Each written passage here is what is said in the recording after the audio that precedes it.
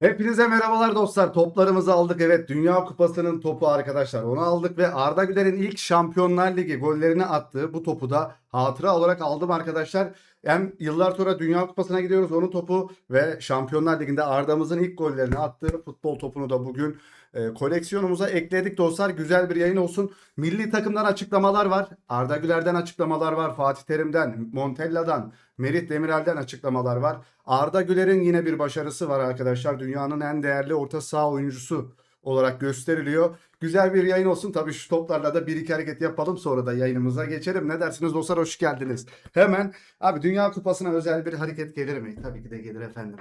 Tabii ki de gelir. Hemen yapalım. Böyle hop. Ama al.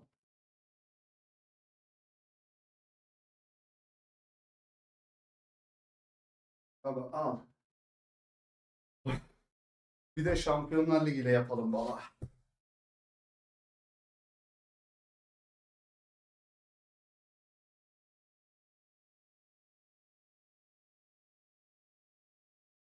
Yapamadım.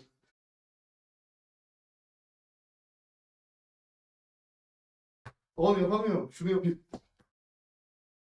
Topları test ettik baba. Topları koyduk. Hemen geliyorum.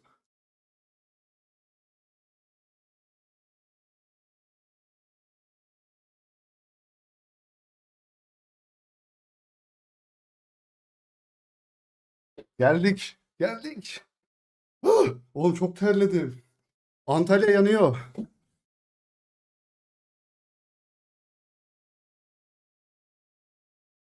Baba bundan sonra böyle gireceğim yayınlara ya. Huh! Kendimize gel. Oğlum habere bak, kalan habere bak. Bunu en sonda açacaktım ama en başta gördünüz. Baba merhabalar. Merhabalar, biz enerjik geldik. Siz nasılsınız? Nasıl gidiyor? Selamlar. Yandım. Yandım ula. Yandım ula dostlar. Huh! Abi inanılmaz haberler var bu arada. İnanılmaz şeyler oluyor. Şöyle bir bakacağım hemen. Evet geldik dostlar. Neler varmış? Selamlar selamlar. Ne oldu abi? Hareket yaptık. Görmediniz mi?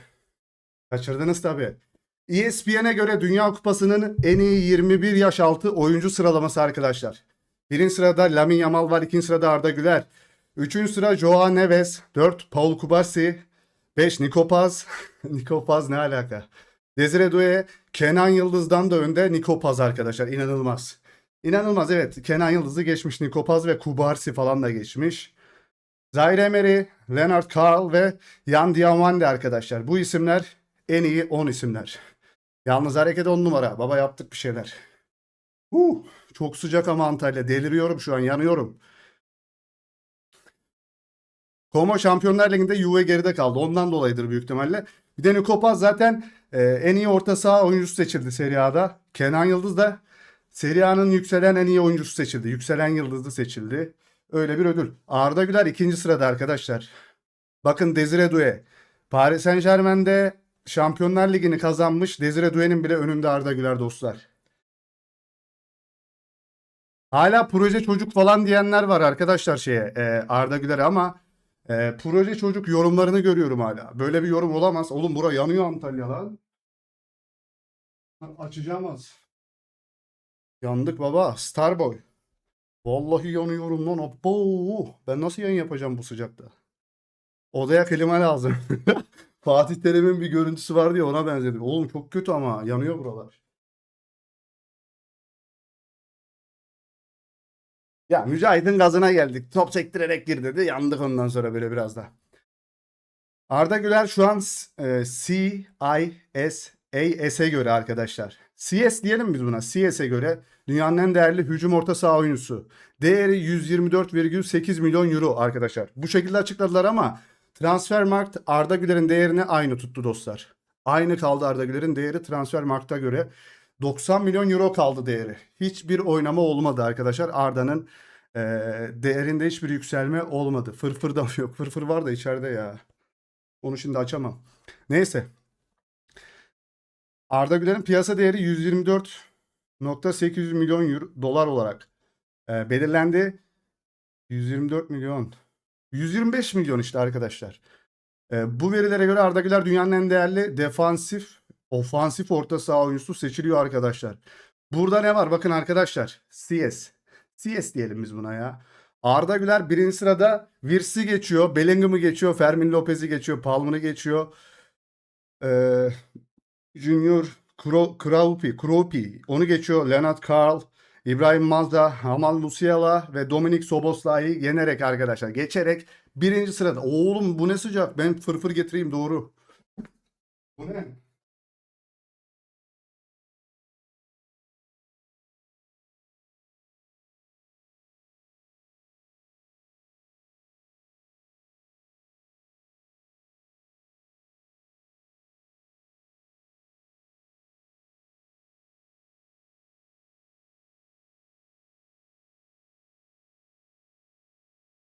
Bir şey değil mi? Prizimde yer yok lan. Prizde yer yok oğlum. Bir dakika aman.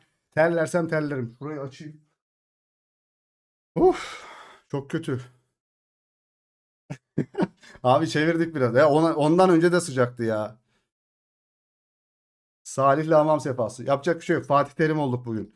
Evet şöyle biz konuşalım arkadaşlar. Veri analizi Arda Güler'in neredeyse tüm istatistiklerde Neves'ten daha iyi performans gösterdiğini ortaya koyuyor arkadaşlar. Dünya yıldızı diyoruz, Neves diyoruz falan hani 150 milyon euro diyoruz ama Arda Güler'i de küçümsüyoruz sanki biraz ya. Ne dersiniz? Küçümsemiyor muyuz? Bazıları hala küçümsemiyor mu? Reis cehennemde mi yapıyor yani? Vallahi cehennem gibi burası. Arkadaşlar yani bu Madrid sayfaları paylaşıyor. Türk sayfaları falan da değil. Yani bunlar hep çeviriden gelen şeyler. Yani aslında bunlar hep yabancılar paylaşıyor dostlar. Biz paylaşmıyoruz. Madrid'in büyük sayfaları paylaşıyor. Yani bütün verileri Neves'ten daha yukarıda diyorlar. Biz demiyoruz. Türkler demiyor. Yabancılar diyor. İspanyollar diyor belki de. Yani bu sayfanın sahibi büyük ihtimal İspanyoldur arkadaşlar. Neves'ten daha iyi performans gösterdiğini ortaya koyuyor diyor arkadaşlar. Ve Transfermarkt da bugün değerini açıkladı yine. Değerler değişti. Milli futbolcumuz Arda Güler'in piyasa değeri sabit kaldı.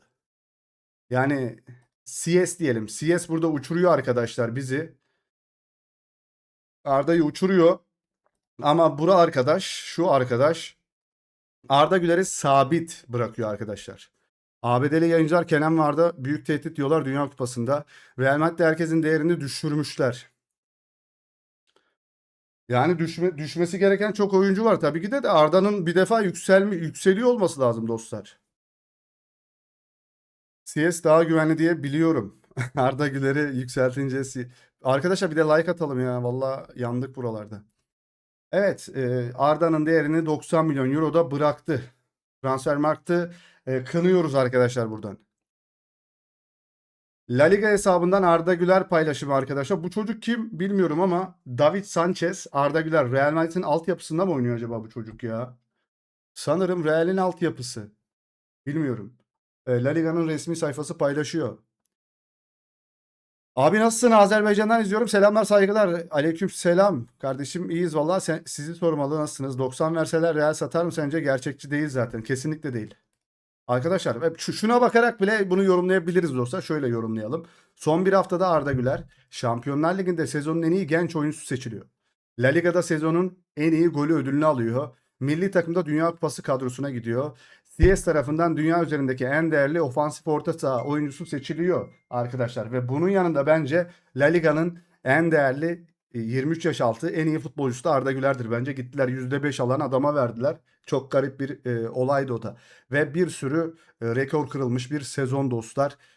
Yine söylüyoruz. Yani ben şurada cehennemde gibiyim ama asıl cehennemde olan o Real Madrid'in içinden sıyrılan bir oyuncu Arda Güler. Değerine değer katmaya devam ediyor arkadaşlar. Şimdi de milli takımdan açıklamalar falan var. Onlara geçeceğiz dostlar. Yok abi sanırım ben Kıvara diyenler oldu da o Perez'in Yıldız isminde açıkladılar. 150 milyon euro verip alacağım dediği oyuncuyu da açıkladılar. Yani tahmin etti herkes. Real Madrid sayfaları da paylaştı arkadaşlar. DS'in son raporuna göre Kenan Yıldız yaklaşık 143 milyon euroluk değeriyle dünyanın en pahalı 7. futbolcusu oluyor arkadaşlar. Kenan Juve'den gitmiyor arkadaşlar. Gitmez büyük ihtimalle. Perez 150 dedi. Dün bütün sayfaların altına ben bu Perez 150 milyona kimi alacak dedikleri haberlerin tüm videoların tüm gönderilerin altına Kenan Yıldız gif'i gönderdim. Ben Kenan Yıldız gif'i koydum. Kendi kendime bir akım yaratmaya çalıştım. Sizler de Kenan Yıldız'ı bir gifini, yani gif mi, cif midir nedir? Gifini kullanarak ya da Kenan Yıldız'ın ismini oralarda zikrederek arkadaşlar paylaşım yapabilirsiniz. Yani yorumlara kısmına yazabilirsiniz herhangi bir paylaşımın altına. E, Yani olabilir arkadaşlar, neden olmasın? O liseye hayır çeker. E, Bilmiyorum, sonradan bir Kenan gelir mi? Bayern vermez o liseyi. Zaten o lisede Barça taraftarı neden almaya çalışıyorlar? Çok garip. Önemli bir haber var mı? Olmaz olur mu hocam? Baksana neler var neler. En baştan aç. Zaten yeni başladık sayılır. 10 dakika oldu yayın. Baştaki şeyleri izle hocam, buraya gelemem bence. Batuhan Cekin Kenan demiş. Kenan taktı, Del Piero olacak. İzinden gideceğim diye. Ya abi, yani adamların alacak olduğu oyuncular Koke mesela. Koke'yi falan istiyorlarmış Atletico Madrid'de. Yani bunlarla mı siz UEFA takımı oldular zaten. Şu an UEFA Avrupa Ligi'ne gidecekler. Orada forma giyecek Kenan burada kalırsa. Kendi seçim olur abi, bilmiyorum. E, Mutluluğu tercih ediyor herhalde. Savaşmayı tercih etmiyor bence Kenan. Dünya Kupası'nda hangi oyuncu bir Dünya Kupası'nda hangi oyuncu için bir Last Dance isterdin? Kenan Yıldız, Cristiano Ronaldo demiş. Bunu L'Equipe paylaşıyor arkadaşlar. Le Europe pardon, paylaşıyor. Böyle bir açıklamayı nerede yaptı bilmiyoruz ama yapmış bir yerde. Ve Cristiano Ronaldo'nun son dans, son bir dans. Kimden görmek isterdin? Ronaldo'dan. Dünya Kupası son. Güzel olmuş. Burayı, evet, ben biraz kendime geldim. Böyle hafiften kapatabilirim burayı. İlk Dünya Kupası arkadaşlar. Arda Güler ilk Dünya Kupası ve bütün oyuncularımız ilk kez Dünya Kupası'na gidiyor. Dünya Kupası'nı görmeyen, bu heyecan tatmayan bile oyuncularımız var. Televizyondan izleyemeyen bile oyuncularımız var. E, Bakalım neler olacak arkadaşlar. Topun aynısını da aldık arkaya ve Arda Güler'in Şampiyonlar Ligi ilk golünü attığı topu da aldık. Bugün arka plana koyduk. Kramponu da Messi'den Kenan'ın iyi kazık atmış. Ya Barça haberi de vardı dün. Bugün attığımız videoda Barça haberi de vardı. Barcelona haberinde paylaştık arkadaşlar. Ben Kenan'ın ilk zamanları diyordum. Bunda Ronaldo stili var. Evet, Ronaldo stili var da kafa olarak o kafada değil bence ya. Salih, Nike reklamına baktım mı çok güzel yapılmış. Çok güzel yapılmış ama e, Dünya Kupası'na gitmeyen Palmer'ı almışlar. Nike reklamına. Arda Güler de Nike'la anlaşmalı mesela. Bunu almamışlar. Arda'yı almamışlar oraya. Garip. Turkuaz forma. Turkuaz forma Euro 2008. Severiz. Aleykümselam, aleykümselam. Perez Kenan'ı diyormuş Salih. Valla Kenan değil diyorlar, bilmiyorum. Ben söyleyeceğim, birazdan geliyoruz. Arda Güler'in açıklamaları, az önce Montella ile birlikte basın toplantısına katıldı Arda ve önemli konulara değindiler. Dünya futbolunun bizi ön planda tutmasının sebebi olarak bence bu ortamı biz oluşturduk. 2 senedir çok önemli mücadeleler gösterdik.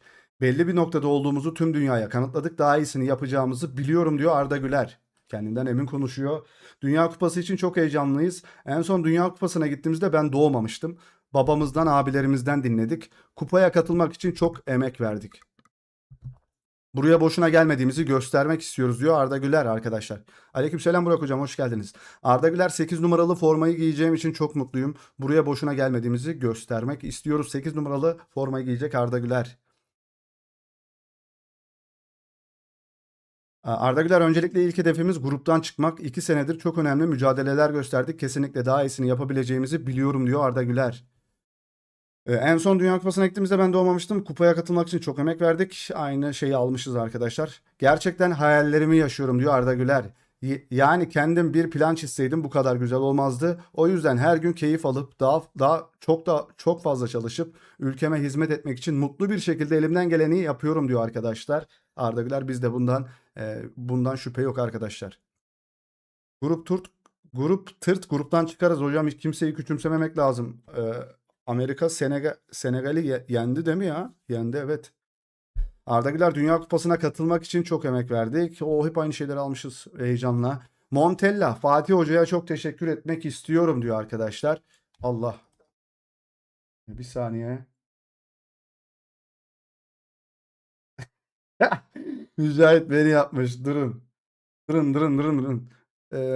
Birazdan göstereceğim. Mücahit beni şoplamış arkadaşlar az önceki halden ötürü. Fatih Hoca'ya çok teşekkür etmek istiyorum. Ya Montella konuştuğunda arkadaşım olarak konuştuğunu biliyorum. Hikayemizde çok fazla tesadüf var. Fiorentina, Milan olsun. Adanalı kendisi. Ben de orada görev yaptım diyor.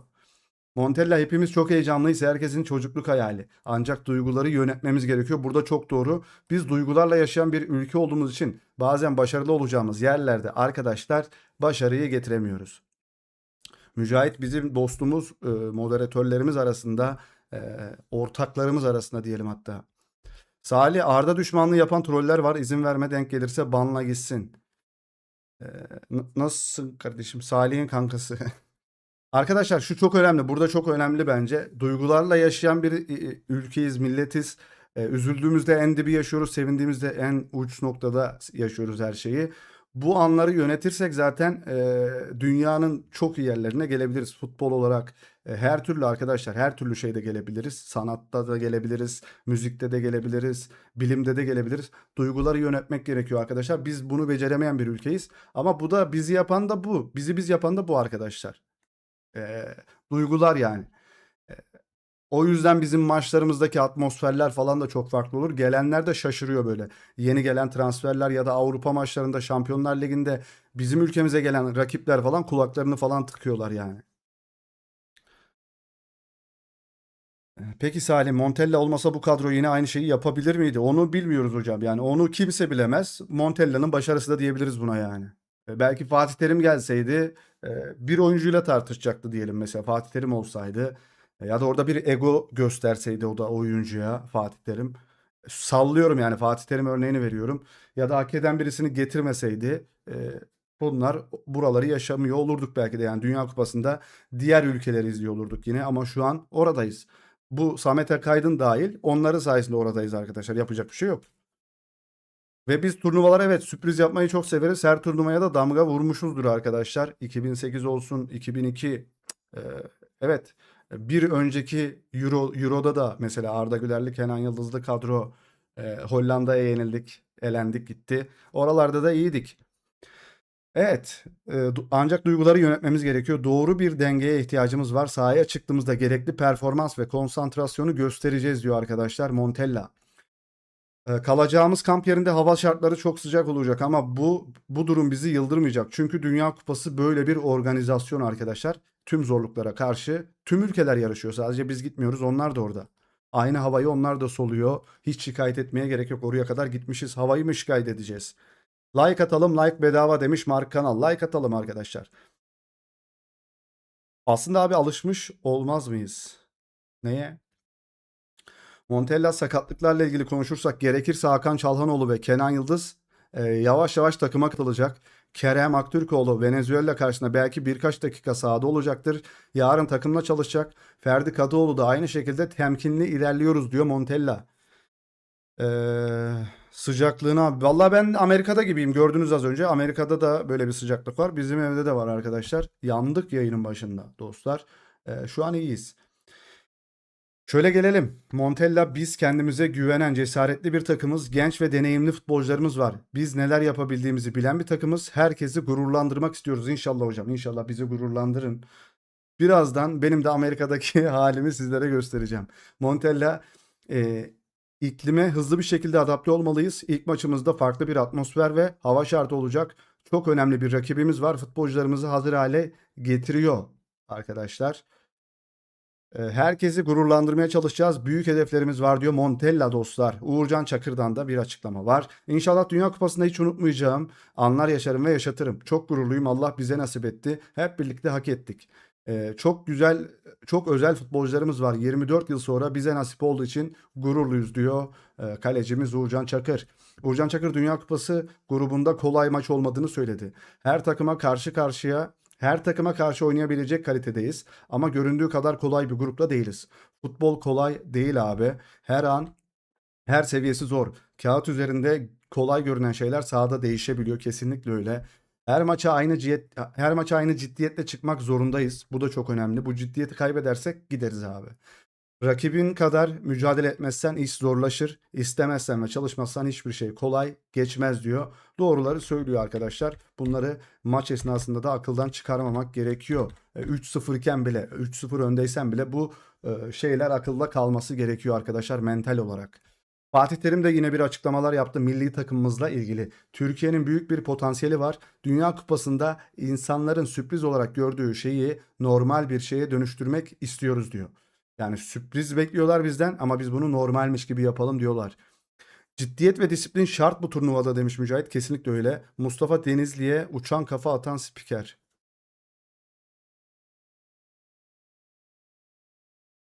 Yani gerçekten şu. Yani şöyle devam edelim. Fatih Terim Can Uzun 2005 doğumlu ve önümüzdeki sezon adından çok söz ettirecek bir yetenek diyor. Tutto Mercato da bunu haber yapıyor arkadaşlar. Foto nerede? Foto birazdan gelecek. Haberle alakalı benim fotoğrafı da koyacağız arkadaşlar. Can Uzun hakkında önümüzdeki sezon adından söz ettirecek diyor ama gideceği takım çok önemli. Can Hull City'ye gitsin. Olabilir. Neden olmasın? Fatih Terim yine Hakan'ı çok uzun zamandır tanıyorum. Olağanüstü bir oyuncu ve gelecekte gerçek bir lider. Milli takımda ilk kez forma giydiğinde birlikteydik. Milli takımda 100 maçı aşarak ne kadar istikrarlı olduğunu gösterdi. Hem Inter hem de milli takımımız için bir ikon demiş. Öyle mi arkadaşlar sizce Hakan Çalhanoğlu? Fatih Terim, Arda Güler ve Kenan Yıldız gelecekte Ballon d'Or kazanabilir. Katılıyor musunuz buna? Buna katılıyor musunuz? Buna katılanlar şöyle bir like'ı şukulasın. Bakalım 180 kişi buna katılıyor mu arkadaşlar? Buradaki 180 kişi Fatih Hoca'nın dediği şu şeye katılıyor mu? Bu iki oyuncumuzdan birisi Ballon d'Or'u kazanabilir mi arkadaşlar? Hadi söylüyorum. Hadi bekliyorum. Ben de o sırada Mücahit'in bana yaptığı fotoğrafı açıyorum. Siz like atıyorsunuz. Ben de fotoğrafı açıyorum arkadaşlar. Beni az önceki halimle editlediği fotoğraf. Abi çok kötü fotoğraf ya. Çok kötü bir fotoğraf. Ben bunu indirebiliyor muyum acaba? İndiremiyorsam eğer çok kötü ya. Bir saniye şöyle geldim. Hemen şuraya geldim. WhatsApp'tan fotoğraf indiremiyorum Mücahit. Neden indiremiyorum? Bana mailden atabilir misin abi? WeTransfer'den gönderebilme şansın var mı bana bu fotoğrafı? Açılmıyor yani indirilmiyor. Hiçbir şey indiremiyorum. WhatsApp'tan bilgisi olan var mıdır bu konuyla alakalı? İnmiyor arkadaşlar. Yani indir tuşuna bastığım halde inmiyor. Sağ tık kopyala. Yok olmuyor ya. Kopyalasam ne olacak hocam bunu? Print screen ya ekran fotoğrafı değil ya. Neyse. Mücahit onu WeTransfer'den atarsa oradan alır. Gösteririz arkadaşlar. Yok yok Paint falan değil ya. O zaman kalite düşer. WhatsApp'ta bir hata var anlamıyorum. Ya masaüstü WhatsApp'ta bir sıkıntı var bilmiyorum dostlar. Hep böyle oluyor. Ballon d'Or'u alır mı abi? Merih Demirel Türk gençleri hayal kurmaktan vazgeçmesin çok çalışsınlar. Nerede olursa olsun çalıştıklarında göze çarpacaklardır diyor. Türk gençlerine öğütler veriyor Merih. Merih Demirel hepimizin hayalleri var. Asansörde inerken, birlikte otururken konuşuyoruz. Karşılaşmaları düşünüyoruz. 2002'deki F-16'ların uçağın yanında geldiği bir video var. Gelirken onu çok konuştuk mesela. İnşallah bize de nasip olur. Böyle şeylerin içinde olmak insanı hem gururlandırıyor hem de onore ediyor arkadaşlar. 2002 Dünya Kupası'nda 3. olduğumuzda F-16 uçakları milli takımımızın uçağına eşlik etmişti arkadaşlar. Çok güzeldi o anlar tabii ki de. Yine aynısı olur mu? Yine öyle bir uçak karşılaşması, uçakla karşılama, uçakla eşlik etme gelir mi arkadaşlar? Bilmiyorum. Umarım öyle bir şey olur dostlar.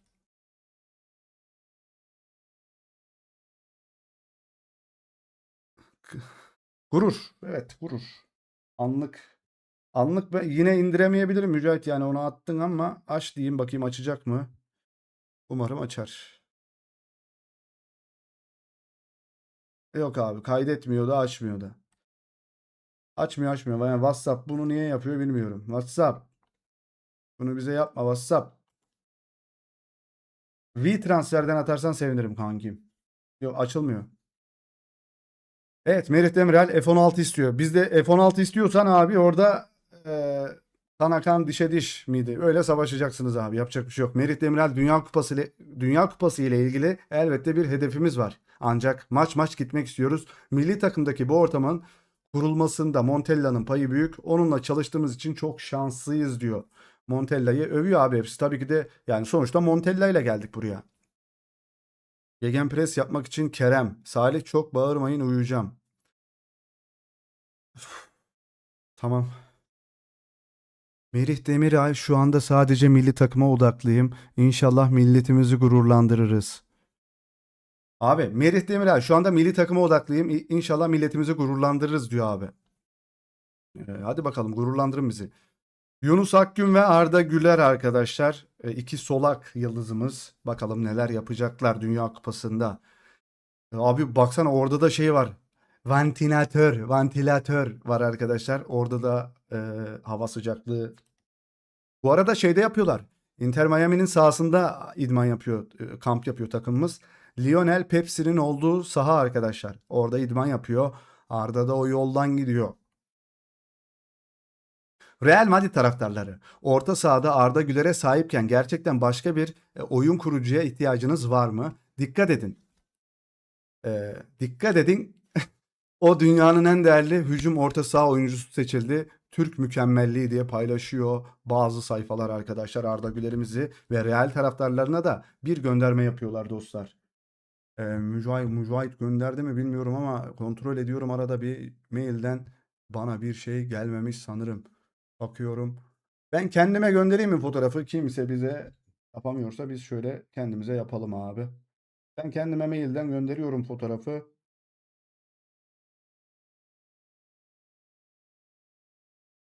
Garibin yüzü güler mi? Merih Demiral, Dünya Kupası'na özel bir stil yapacağım. Sürpriz olsun diyor arkadaşlar. Ne dersiniz? Bu olur mu? Vallahi bu olabilir ya. Vallahi olursa fena olur. Şu WhatsApp sorunu sizde de var mı? Masa üstündeki WhatsApp'ta bir sorun yaşıyor musunuz arkadaşlar? Bir dosya indirirken hata veriyor. Yani neden veriyor bilmiyorum. Fotoğraf arşivine girdim baba. Şöyle kendime bunu gönderiyorum. Hemen bu fotoğrafı da sizlere gösteriyorum. Gerçekten yayın başında bu şekildeydik arkadaşlar ya. Hemen gönderiyorum. Ve bir sürü haber var arkadaşlar. Mourinho'dan haberler var. Real Madrid transferi, Perez'in yıldız transferi kim, onu tahmin etmiş herkes. Onu birazdan da göstereceğim sizlere. İnanılmaz haberlerle devam edeceğiz. Merih'e bu saç gider mi bu arada dostlar? Ne dersiniz? Yakıştırıyor musunuz Merih'e? Bu saç olmalı mı? Ya benim de ben bıyık bıraktım da kestim ya. Keşke kesmeseydim. Yine bir şeyler yapardık oradan da. Dayanamadım, kestim baba sakalı, bıyığı ya. Çok yaşlı. Zaten yaşlı hissediyorum. İyice yaşlı gösteriyordu. Baba az önce ben değil mi bu? Az önce gerçekten Salih Dinho değil miydi bu abi? İnanılmaz bir Dinho gerçekten. Çok değişik bir Dinho'ydu bu. Evet şu Arda da bıyık bıraksın. Evet, Arda'nın bıyığı çıkmıyor bence ya. Yok. Hakan'la aynı yapacağım dedi. Hakan? Abi Hakan'ın saçı yok ki. Yani saçında bir şey yok. Değil mi? Abi yazın Dünya Kupası'ndaki tribündeki insanlar değil mi bu? Şu ben. Kırmızı Dinho. Ar Arda'da bıyık mı var? Arda'da bence sakal yok şu an. Çıkmıyor henüz bence. Yani benim gördüğüm o. Kandinho. Nihat Kahveci sıcaklık. Aynen biliyorum o görseli. Yani ikisi de aynı stil yapacak ha. Oha. Ne olacak acaba? Bizi meraklandırdılar. Halk arası. Norveç milli takım Viking kıyafetine fotoğraf çektirmiş toplu olarak. Bizim de tarihe atıf yapan bir toplu fotoğraf. Abi dondurmacı kıyafeti giydirmeyin insanlara ya. Osmanlı kıyafeti falan giyilmesin. Aleykümselam Seven Kaan, hoş geldiniz. Yakaladım vallahi, girer girmez korku filmi gibi, o nasıl bir resimdi öyle. Selamlar hocam, nasılsın? İyiyim vallahi, seni sormalı hocam. Hoş geldiniz. Yeni gelenler bir like patlatıyor. Ay yıldız yaparlar kafaya. Ya Arda Güler de saçını keşke yaptırsa. Kral kafasına kurt kazıtacak. Dünya Kupası için özel bir stil yapacağım. Sürpriz olsun abi. Şuraya bir bozkurt şey yapmış. Bundan ceza yemişti Merih Demirel. Lokumcu ceket. Lokumcu takın. Yeniçeri olabilir. Valla ne olabilir arkadaşlar bize? O asker komando yok. O çok şey olur. Garip olur. Abi Osmanlı fesmes giydirmeyin ya. Fes olmasın. Ne olsun, atla gelsin bizimkiler. Ata binsinler hepsi. Oğlum Arda'yı Kenan at mat kaçırır orada. Yabani ormanlara sürer. Arizona'da bulamayız onları. Olmaz. Zeybek olabilir aslında ya. Padişahımız çok yaşa. Şılak şılak. Kırbaçlayacaklar bir de.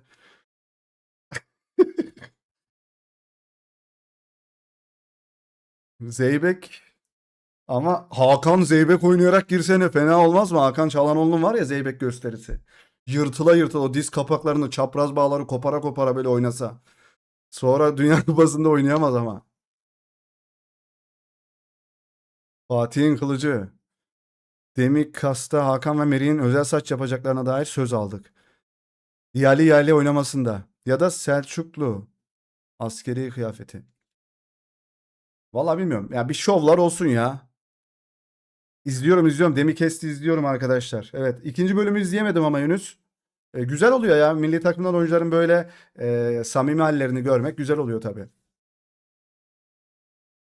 Ne diyeceğimi bilmiyorum. O sadece o arkadaşlar. Kenan Yıldız da salonda çalışmaya devam ediyor. Odaklanmış ve hazır Arda Güler hedefe kitlenmiş. Yani hedef Montella, hedef ben miyim diyor Montella belki de. Arda Güler'in kafada ne geçiyor? Dünya altın değil mi lan o Dünya Kupası'na ulaşmak mı geçiyor acaba? Ne düşünüyorsun be adam? He? Zeki Çelik sen ne düşünüyorsun kardeşim? Peki Kaan Ayhan sen neler düşünüyorsun orada o şekilde? Barış Alper Yılmaz ve Can Uzun yan yana arkadaşlar. Milli takım kampından iki tane umut dolu oyuncumuz. Onlardan umut. Onlarla umutluyuz arkadaşlar. Umut Bulut. Umut Bulut. Barış Alper Yılmaz gayet fit gözüküyor arkadaşlar. Duru yengeye selam. Arda İster'i düşünüyor. Hayda. Peki sen Dünya Kupası'nda Arda FIFA'daki reytingi 90 yapmak istiyor. Olabilir. Peki sen de var mısın? Nerede varım? Ben de varım. Nerede varım ya? Abi kupaya dokunmak sence uğursuzluk mu? Yok. Sonuçta kupaya dokunmuş oluyorsun. Arda Güler o milli takımın kombiniyle arkadaşlar. Salih'i düşünüyor. Paraguay bizim grupta kanka. Sert oynuyorlar. İyi oynuyorlar. Brezilya'yı yendiler. Paraguay. Arda'mızın abi ondan mı benden mi videosunu gördün mü? Yok. FIFA 26'ya harbi geldi mi milli takım? Evet evet geldi arkadaşlar. İstiklal Marşı bile geldi. Milli takım da eklendi. Dünya Kupası şeyi de eklenmiş arkadaşlar. Olsaydı şu an yayında oynardık belki. Oynanır mı yayında ne diyorsunuz? Bizim grup hepsi Çetin Ceviz. Evet arkadaşlar zor rakip yok. Dünya Kupası'na gelen her rakip bence zordur ya. Fransa yenildi Fildiş sahiline. Evet yenildi. Fransa Fildiş sahiline yenildi arkadaşlar. İspanya 1-1 kaldı İran'la. Evet. Arda'mıza da yakışmış ya milli takım kombini. Hakan Çalhanoğlu, Kenan Yıldız ve Arda Güler. Baba bu yakışıklılar kim ya? Bunlar kim ya? Bu adamlar kim? Ancelotti Japonya'ya yenildi. Çok tatlı. O mu ben mi der gibi anlaşılıyor. Sonra sevinir gibi gülümsüyor falan. Efsane mutlaka bakman lazım ona. Paraguay'ın maçı var 1.15'te. İzleriz. Doué'nin kardeşi Fransa bayrağına tekme attı. Ne diyorsun oğlum lan? Al sana fikir. Mücahit ile FIFA oynadığım video çek de yayın. Hatta bahis yani. Oylama aç kim kazanır diye. Mücahit ne diyorsun alalım mı FIFA ya? İndirimde ama indirimdeydi bayramda almadık la. Her maç öncesi şey yapardık ya. Maç başlamadan bir maç oynardık. Belki skoru tutturmaya çalışırdık maçta. Maçı yani PlayStation'daki skoru oraya yansıtırdık FIFA'daki olabilirdi. Abi sence sana göre Türk futbol tarihinde en yakışıklı futbolcu kim? Baba sanki Kenan ya. Yarın gece Venezuela saat 1'de. Hepsini izleyeceğiz abi. Mecbur izlemek zorundayız. Ne diyorsun yenerim ki seni? Yok. Bayramda FIFA ücretsizdi. PlayStation Plus ayın oyunuydu. Baba bu ne? Damat mı yapmış? DS damat mı bu? Fena kombin. Fena kombinler. Güzel olmuş. Evet size bir soru geliyor arkadaşlar. İlham Mansız da olabilir bu arada milli takımın. Yani milli takımın İlham Mansız mı Kenan Yıldız mı diye sorayım o zaman sizlere. Şöyle ben bir de oylama oluşturalım ya. Bir anket oluşturayım abi. Anket başlatıyorum. Milli takım en yakışıklı. Milli takım. Milli takımda en yakışıklı futbolcu kimdir? Tabii ki de Salih diyor değildir. Kenan Yaldız. E, İyi nokta mansız. Anketi başlat. Hadi bakalım. Tartışmaya kapalı. Sercan Yıldırım diyen var. Kanım dondu. Prime Kenan. Abi İlhan abi bence. Melih mi? Melih kim lan? Sergen babanın karizma. Ah, Salih Yıldırım. Hakan'ın kulaklı. Evet, Hakan'ın kulaklar. Öptüm ben o kulakları gerçekten. Şöyle arkadaşlar, evet, bunu bir hemen şey yapalım. Bu arada yeni gelen dostlar, bir 200 like yapalım yayını ya. Vallahi bak yırtılıyoruz arkadaşlar. İlhan'ın isminde İlhan'ın ismi de açık yaz lütfen. İlhan Mansız. Ahmet Kutucu diyen var. İlhan Mansız, İlhan Mansız, İlhan Mansız diyenler. Bakalım oylama ne? 10 saniye sonra bitiriyorum oylamayı ve diğer bu şeye geçeceğim. Kenan Yıldız önde. İlhan Mansızcılar nerede arkadaşlar? İbrahim Üzülmez diyen var. Aga Burak Yılmaz nasıl aklınıza gelmedi? Yok. Like atmayı unuttuk. Yazıklar olsun. 780 liradaymış Epic'te. Oğlum ne kadara düşmüş? 780 ise almayalım mı? Ya abi neden Nihat Kahveci'nin yandığı fotoğrafı bana atıyorsun Mücahit? Nihat Kahveci abimizin yandığı fotoğraf bana gelmiş. Ama WhatsApp bunu indirmeme izin vermiyor. Neden böyle bu WhatsApp? WhatsApp'a döner tekme gelir mi? İndiremiyorum maalesef. İndiremiyorum. Evet, 5, 4, 3, 2, 1, 0. Anketi sonlandırdım babacım. Hemen geldik buraya. Anketi sonra milli takımdaki en yakışıklı futbolcu kimdir? Kenan Yıldız %64, İlhan Mansız %36 ile ikinci. Kenan Yıldız'ı seçti bizim chat. Abi o zamanların yakışıklısıydı ama ya. Adam bela okudu yala. Ne belası ya? Özür diliyorum. Almanya'dan selamlar bıyık. Bir tanem hoş geldin. Takoz Recep. Hasan Şaş deyince aklınıza gelen ilk aklınıza hangi milli maç geliyor arkadaşlar? Yorumlara yaz. Birlikte nostalji yapalım. Hasan Şaş deyince hangi milli maç aklınıza geliyor dostlar? Brezilya yazıldı. Bizimkiler duygu yoğunluğu o sıcaktan kaybetmez inşallah. Bu arada İlhan hala yakışıklı. Evet, İlhan'ın yaşında olup ben İlhan Mansız gibi görünmek isterdim yani. Brezilya ilk golü atmıştı. Brezilya, Brezilya, Brezilya demiş herkes. Evet, Brezilya. Senegal maçında ne yapmıştı Hasan Şaş? Oğlum Brezilya maçında neler yapmış? Bir tane böyle özet var. Herkesi çalımlıyor lan. Kendini de çalımlıyor. Zaten Hasan Şaş kendisini de çalımladığı için bir yerlere gidemedi. Çünkü çok çalım atıyor. Ee, Kenan Yıldız'a yeni Hasan Şaş diyebilir miyiz arkadaşlar? Teknik olarak benzemiyorlar mı? Hasan Şaş da çok kolay çalım atardı bu arada. Hasan'ın prime zamanlarıydı, evet. Ya, tam Milan. Prime Brezilya'yı bu arada madara etti, doğru. Diyemeyiz. Bence deriz ya. Hasan Şaş'ın sonradan saçının çıkması. O işte can yakan, yani canımızı sıkan konu o zaten. Kenan Büyük Hasan. Hasan Şaş da diyor abi bana benziyor diye. Evet, Brezilya çirkeflik yaptı o maçta ya. Ronaldo Nazario vardı o zaman. Abi kimle? Ronaldinho'lar vardı. İnanılmaz kadro. Rivaldo. Hasan Şaş sadece 1-2 sene iyi oynadı. Onu da o hale Lucescu getirdi. Ondan önce çöptü. Hasan'ın kaşları mı, Kenan'ın kaşları mı? Video yok mu? Brezilya'ya karşı var hocam. Arda mı Sergen mi Salih? Sergen ilk önce yurt dışına çıkıp oynamış olsun ki öyle karşılaştıralım. Evet, neyse geçiyorum burayı dostlar. Fiorentina Perez'e gelelim arkadaşlar. Jose Mourinho bu yaz Real Madrid'e geliyor. Çok heyecan verici. Çok heyecanlı ve biz de öyleyiz diyor arkadaşlar.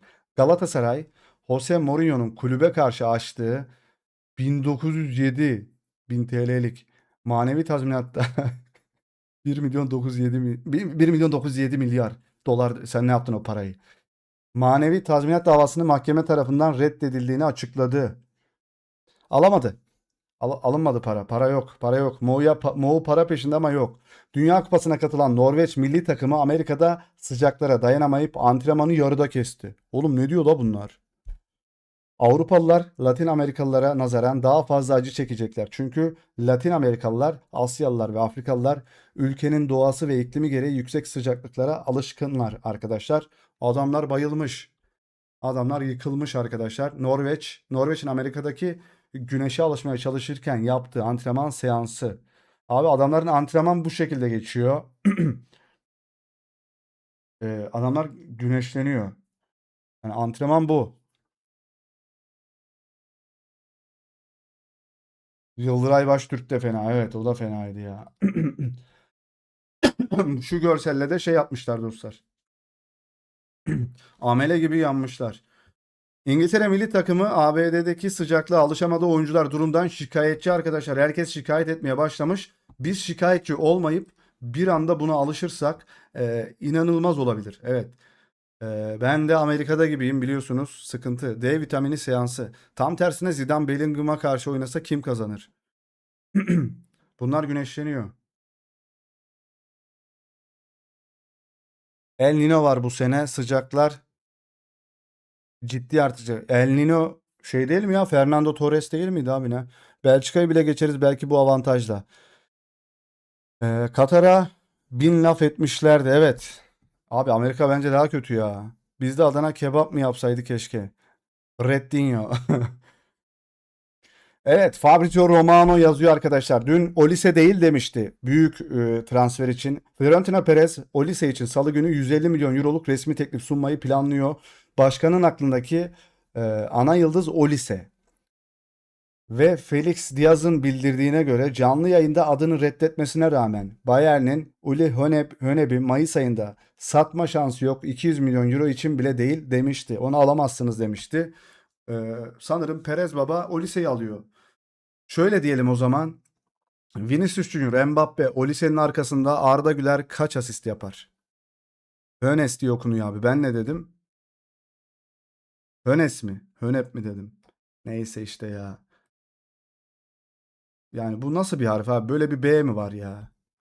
Hönep kim? Hönes'miş bilmiyorum. Ne bileyim ben. İngiltere sürekli soğuk ve yağmur olduğu için. Evet, İngiltere Karadeniz havasına çok benzer arkadaşlar. Sürekli yağmurun olduğu bir ülke. Florentino Perez'in oluşturmak istediği rüya dörtlü Olise, Bellingham, Vinicius Junior, Mbappe. As gazetesi yazıyor. Abi sen ne alaka ya babacım? Sen ne alakası? Ya bir ne alakasın abi? Ya bu kadar olmaz ya. Bu kadar olmaz. Öyle deme aga. Daha yeni Hırvatları 2-0 yendiler. Asıl soru Olise Arda'ya kaç asist yapar? Bu arada bence Olise yani Barcelona fanı olduğunu belli edip nasıl hala istiyorlar bilmiyorum. Abi 40 derece diyorlardı zaten. Türkiye'de de bu dereceye yakın olmuyor mu? Evet oluyor ve Antalya bence 40'tan da fazla, 40 dereceden de fazla. Florentino Perez'in hayalindeki fantastik dörtlü Vinicius, Mbappe, Bellingham, Morris. Abi Bellingham'ı niye yazıyor bu sayfalar ya? Oğlum garipsiniz ya. La Arda daha yeni bir şeylerde yine CS'in açıkladığı şeyde bile uçmuş. Hala onu yazıyorlar. Antalya'da kamp yapıp gitseydi milli takım iyiydi. Çok kesinlikle katılıyorum bu arada. Ben de belki Arda'yı, Kenan'ı kovalamış olurdum buralarda. Bayern Münih Olise için gelen hiçbir teklifi değerlendirmeyecek. Bu teklif 200 milyon olsa bile Matteo Moretto diyor arkadaşlar. Bayern Münih de satmıyor. Olise'nin tercih ettiği mevki sağ kanat, Real Madrid'in eksik olduğu alan arkadaşlar. Arabistan'da 52'yi gördüm maşallah. Florentino Perez, Jose Mourinho'nun Real Madrid'de kullanacağı sistemle Olise'nin önemli olacağına inanıyor. Fabrizio Romano yapıyor haberi arkadaşlar. Olise önemli olacakmış. Olur tabii ki de, gelecek mi ama?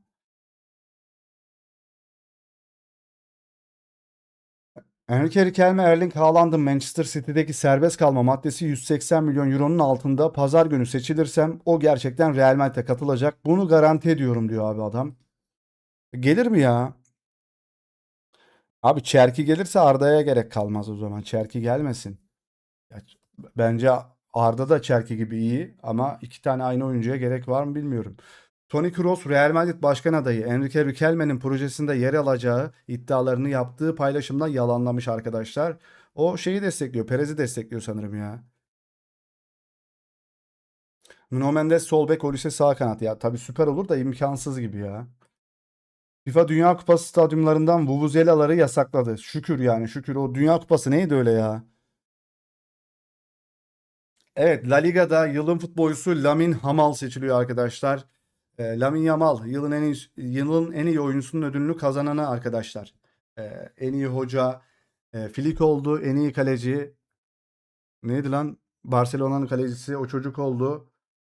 Ee, U23 çok garip bir çocuk oldu. Yılın golü Arda Güler'in oldu. Öyle.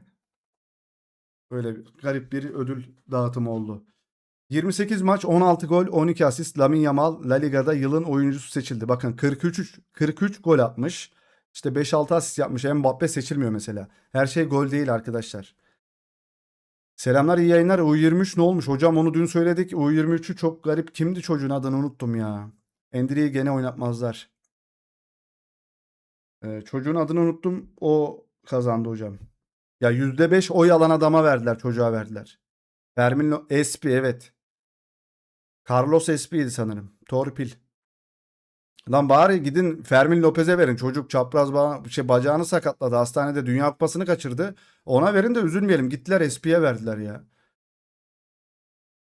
Endrick Real Madrid'e giderek hayatının hatasını yaptı. Barkola'yı gönderdin. Paris Saint-Germain'e aldın Endrick'i. Ne diyorsun? Arda %52 ile öndeydi. Nasıl oldu? O bizim seçtiğimiz %30'luk kısımdı. Kaptanlar ve La Liga yetkilileri Espi'yi seçmiş. Espri. Mbappe olmasın, bırakın Lamine olsun. Tabii ki de Lamine olsun da ben şeyden bahsediyorum. Hani 42 gol attı, 43 gol attı, kötü futbolcu diyemezsin diyorlardı ya bana. Kötü futbolcu arkadaş var mı?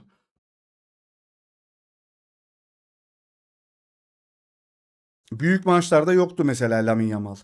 Mesela o zaman Lamine Yamal'ı da U23'e verseydiniz abi. 18 yaşında çocuk, 19 yaşında. Neden Arda Güler yılın futbolcusuna, bak Arda Güler de yılın futbolcusuna aday gösterirsin, kaybetsin, sorun yok. Neden U23'e koydunuz ki Arda'yı o zaman? Bu da bak önemli bir detay bu arada, söyleyeyim size. Kıvara'ya 200 verilir bence de. Kıvara da olabilir, Olise de olabilir bu 150 milyon euroluk transfer. Ryan Cherki, Olise ile oynamak dünyanın en kolay işi. Saha içinde bırakın konuşmayı, göz kontağı kurmanıza bile gerek kalmıyor. Telepatik bir oyuncu oyunu kolaylaştırıyor diyor. Sporting Başkanı Federico Varandas, Hakan Safi seçimleri kazanırsa Luis Suarez'in bonservis bedeli 80 milyon eurodur. Bir kuruş bile eksiği olmaz. Bizimle masaya oturmasına bile gerek yok. Sadece parayı ödemesi yeterli diyor Record'un haberi. Oradan da bir şey gelmiş. Mbappe 2022 Dünya Kupası finalini izlemedim. Asla da izlemeyeceğim. Eğer izlersem kafamın içindeki bazı şeyleri uyandırabilir. Kaybettik, devam etmeliyiz diyor. Kaplumbağa, yorgun kaplumbağa. Mbappe Cristiano Ronaldo için saf çalışkanlık, Messi için saf yetenek yorumuna katılmıyorum. Eğer böyle bir yorum yapıyorsan hayatında bir kez bile futbol oynamamış, hiç antrenmana gitmemiş, o kramponları hiç giymemişsin demektir. Messi ile aynı takımda oynadım. Cristiano Ronaldo'ya ise rakip olarak oynadım. Ronaldo benim idolüm. Olağanüstü iki futbolcu. İkisini de yakından gören biri olarak şunu söyleyebilirim ki çok farklı oyuncular, birbirlerine hiç benzemiyorlar demiş. Kaplumbağa. Mbappe Dünya Kupası'nda karşılaşmayı hayal ettiğim oyuncu Cristiano Ronaldo. Çünkü onun son Dünya Kupası olacağını düşünüyorum. Ya da Neymar, çünkü onunla da son olabilir diyor. Can Uzun Galatasaray'a gelmeyi kabul etti. Nevzat Dindar demiş. Bilmiyorum, gelmesin abi. Gelmeyin buraya. Galatasaray Leao'ya yıllık 10 milyon euroyu bulan maaş önerdi arkadaşlar. 10 milyon euro. Icardi'nin eski maaşı. Leao, İtalya'da 2 kupa kazandım. Serie A dışında yeni bir meydan okumaya ihtiyacım var diyor. Mbappe, insanların amnesizi var. Amnezisi var. Her şeyi kazanabilirsin, ertesi gün unuturlar. Bu neydi? Unutkanlık hastalığı mıydı arkadaşlar? Bu nasıl bir hastalık ismi ya? Sanırım unutkanlıktı değil mi arkadaşlar bu? Amnezisi. Hafıza kaybı değil mi? Umarım o hastalıktan olmam ya. Ya ben Ersa.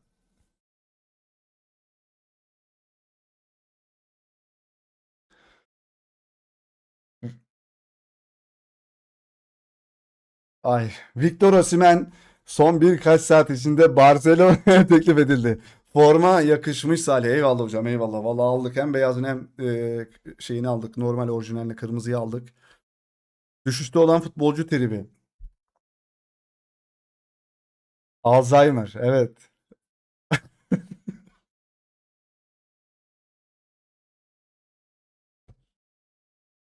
Allah Allah. Durun oğlum ya. Kötü bakmayacağım.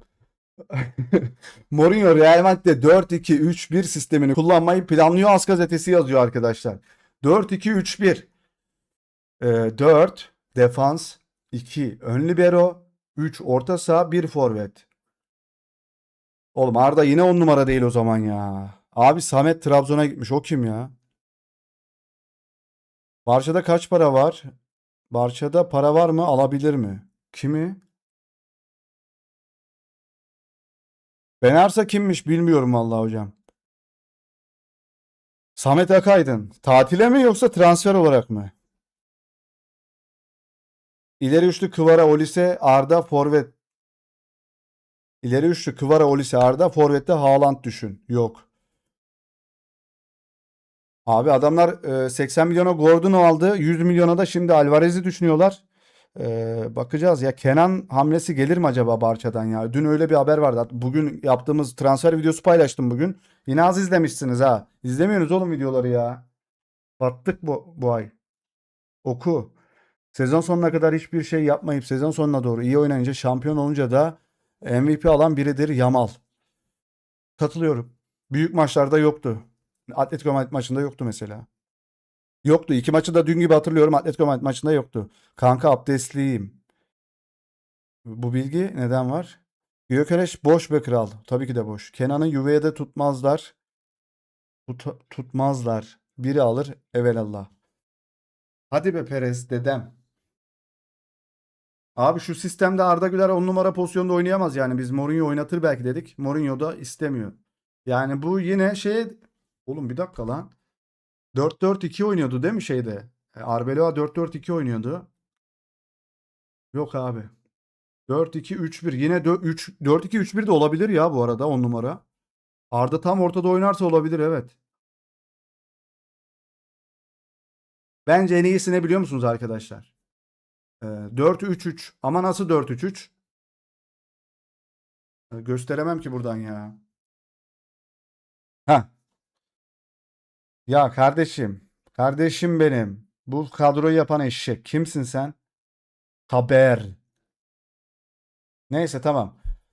Courtois kalede. Trent, Konate, Huijsen, Gvardiol. Yani şu şimdi gerçekten Ferdi'den daha iyi bir oyuncu mu? Valverde, Neves. Okeyim. Okeyim abi. Buraya Arda yatarsan bu takım yırtılır.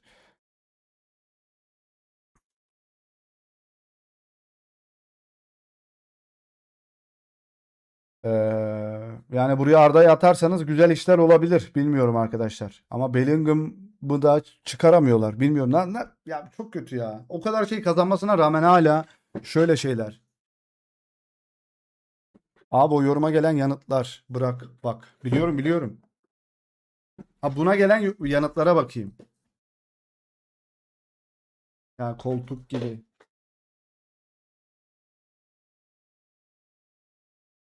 Bu kadın bunun FIFA kariyer modu olduğunu sanıyor.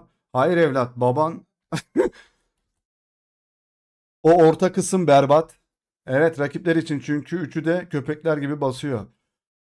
Bu takım inanılmaz görünüyor. Bu inanılmaz. Huijsen şu anda Van Dijk'tan daha iyi. Trent yerine Dumfries. Evet doğru. Bellingham dışarı, Güler içeri. Adamsın. Hemen like'ladım, şukuladım seni. Ee, Hiçbiri defansif orta saha değil. Savunma berbat olacak. Madrid'in Olise ve Neves'i alacağını düşünmek çılgınca.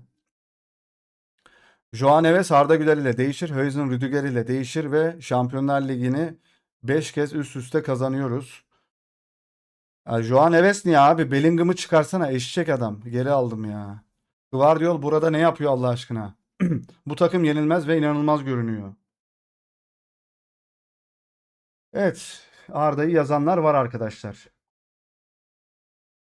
Son dakika Mastantuono bu yaz Real Madrid'den kiralık olarak ayrılmaya hazırlanıyor. Başka bir Avrupa kulübüne gidecek. AS gazetesi yazıyor. Boştan Tuono, öyle boş boş bakma, o çenendeki çukura döner tekme atarım seni. Mbappe, kariyerimin en iyi maçı mı? Paris Saint-Germain ile Barcelona'ya karşı yaptığım hat-trick maçı diyor arkadaşlar. Ya kardeşim. Adana'da yaşadığımız deprem sonrası açtığım bağış hesabında en çok katkıyı veren kişi Vincenzo Italiano'dur. Abi bu nasıl bir soy isim ya? Bu kadar mı İtalyansın? Vincenzo Montella, Vincenzo Italiano için çok mutluyum. Siz bilmiyor olabilirsiniz ama kendisi benim arkadaşım. Çok iyi bir hoca ve iyi bir insan diyor. Beşiktaş'la anlaştı değil mi? Melios, selam abi. Bu sefer erkenden gelebildim. Hoş geldin. Kane de çok iyi, evet. Bellingham inşallah sakatlanır diyen var. Evet, Fabrizio Romano da haberi duyurdu. Vincenzo Italiano bugün saat 3'te İstanbul'a iniyor. Beşiktaş'ın yeni teknik direktörü olarak sözleşme imzalamak için gidiyor. Eski Bologna menajeriyle Haziran 2028'e kadar anlaşma tamamlandı. Yeni bir sayfa açmaya hazır. Beşiktaş da hocadan bir türlü dikiş tutturamadı ya. Mbappe ve Mbappe Instagram'dan bir paylaşım yapıyor. Instagram'dan arkadaşlar. Olise ile paylaşıyor. Acaba Olise yeni transfer olabilir mi? Soyadı Italiano ise İtalyan değildir. İtalyandır ya. Arkadaşlar olabilir mi? Transfer duyurusu yapmış olabilir mi Mbappe? Real Madrid'de 3 sezonda 80 asist ama önünde dünyanın yıldızları oynuyordu. Arda'nın önünde dünyanın eşekleri oynuyor maalesef. Bunlar Lionel Messi'nin 2026 Dünya Kupası için ayakkabıları, kramponları. Arkadaşlar çok güzel gözükmüyor mu ya? Bu nostalji krampon. Böyle bir kramponu daha vardı. İlk Dünya Kupası'nda sanırım F50'lerde. Özel bir Dünya Kupası kramponu Messi için. Son krampon Dünya Kupası arkadaşlar. Böyle de özel bir seri üretmişler. İyi satar bu. Şurada baykuşa benzemiyor mu ya? Endrick, Bellingham, Trent ve Rüdiger ile konuşarak İngilizce öğrenmeye çalışıyorum. Bellingham ve Trent'i aksanları yüzünden anlamak zor, gülüyor. Ama şimdi ne kadar konuşursam Jude'u o kadar anlamaya başlıyorum diyor arkadaşlar. Ne kadar çok konuşursam. Dünya Kupası ikonu. Ya saçlı Zidane da çok kötü be. Saçsız Zidane lazım arkadaşlar. Ve benim dayıma benziyor buradaki hali. Hüseyin dayıma benziyor. Dayı. Zidane. Zidane severiz ya. Zidane ikondur abi. Toni Kroos, çorbaya çok fazla tuz atarsan zehir olur.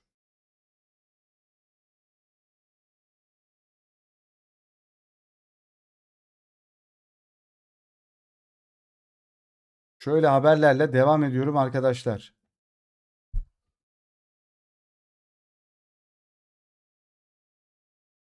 Merih Demiral, birlikte oynadığımız ilk maçı hatırlıyor musun? Hakan Çalhanoğlu'nun milli maçta olmuştur o. Demiral kulüpte beraber oynamadık ki zaten. Hakan keşke oynasaydık. Demiral belki de oynarız ileride. Oo, Fenerbahçe göndermesi gelmiş Merih'ten. Fenerbahçe açıklaması gelmiş. Ne diyor? Ne diyor oğlum? Demi kesten arkadaşlar. Belki oynarız ileride diyor. Fenerbahçe'ye hayırlı olsun diyebilir miyiz? Resmi Neymar'ın 2026 Dünya Kupası için son dans fotoğrafı yayınlandı arkadaşlar. Evet, Neymar'ın son dansı, Last Dance.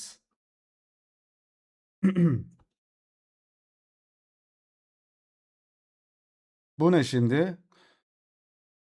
Vinicius Junior'ın 2026 Dünya Kupası resmi fotoğrafı arkadaşlar. Bu fotoğraf hakkında ne düşünüyorsunuz?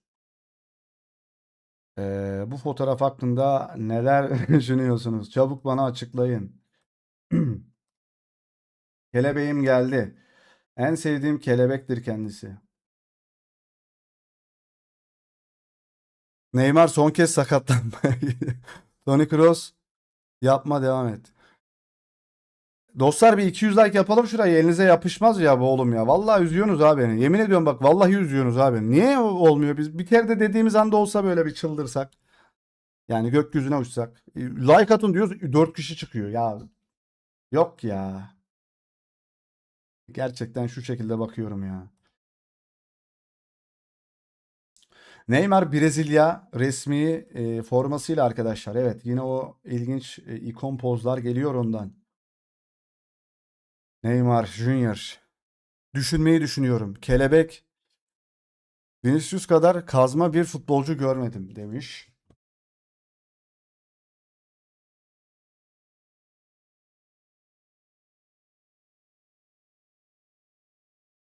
Bazen unutuyorum like atmayı. Ben de hatırlatıyorum o yüzden. Amerika Birleşik Devletleri İranlı futbolculara Dünya Kupası için vize verdi.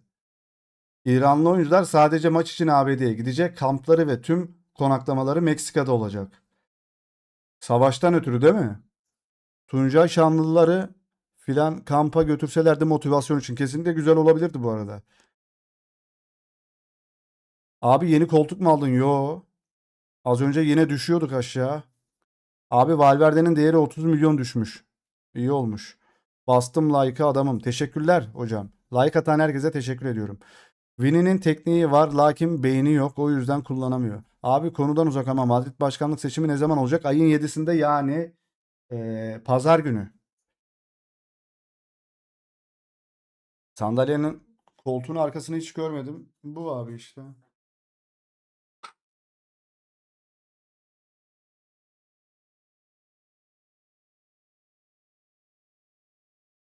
Pazar günü. Almanya'dan selamlar. Bizden de selam olsun. Ryan Cherki Dünya Kupası'nda herkese ezip geçirdi. Lan kes. Kes. Kapa çeneni. Kapa çeneni. Siz ilk önce gidin de fil dişini yenin. Hadi bakayım. Real Mardin Başkan Adayı Enrique Riquelme Real Mardin projemiz için istediğimiz teknik direktör Klopp. Seçimi kazanırsak sportif direktörümüz Raul Klopp ile temasa geçecek diyor. Plan harbiden çok iyi. Her gün yeni güzel şey ekleniyor. Arka plan mı? Abi Real'de Arda dışı herkes bildiğin Real'de. Arda dışı. Arda'da sabit. Arda'nın yükselmesi gerekiyor ama. Brahim gelsin. Brahim gelsin. Odayı güzel yerleştirdin. Hoş görünüyor. Daha da güzel olacak. Bir tane daha kitaplık gelecek. Oraya da formaları asacağız.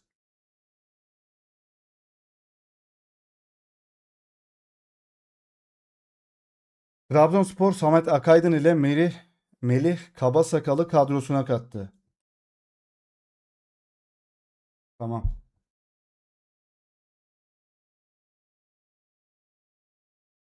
Hakikaten bayrak çok iyi olmuş. Hep kalsın. Ryan Cherki tarihin en iyi futbolcusu mu? Kesinlikle Cristiano Ronaldo diyor. Burada sevdim seni, adamımsın. Ben Ronaldo'cuyum baba. Adam Zlatan'a benziyordu. Kim o abi?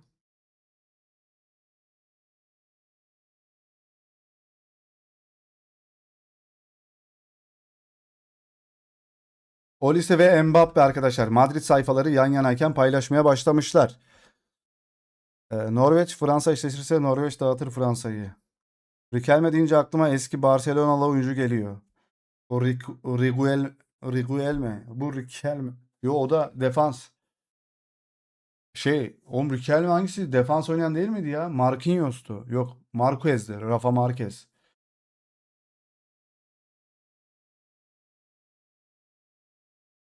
Juan Roman Riquelme, he, Arjantinli. Fena topçuydu o da ya. Ağırdı ama ya. Ağır topçuydu. Cristiano Ronaldo, Nike Dünya Kupası için keçi son dans modlarını piyasaya sürmeye hazırlanıyor. Ronaldo'nun son dans kramponları. Ya ben böyle futbolcu ismi yazan kramponları sevmiyorum ya. Bana şey gibi geliyor. Çakma krampon gibi geliyor. Ama evi satsak alamayız herhalde bunu.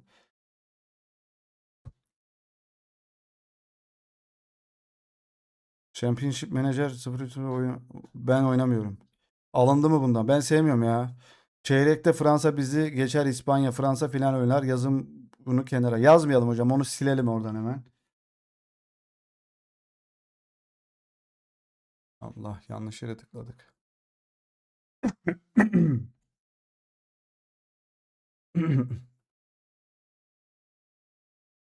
Carlos. Roberto Carlos oynayabileceğin en iyi mevcut oyuncu kim? Vinicius Junior. Fotoğraf ne peki? Fotoğrafın ne olduğunu bana açıklar mısınız? Ee, Fotoğrafı bana açıklayacak birisi var mı? Carlos, yani üzücü üzücü şeyler geliyor yani. Oynayabileceğin en iyi mevcut oyuncu kim?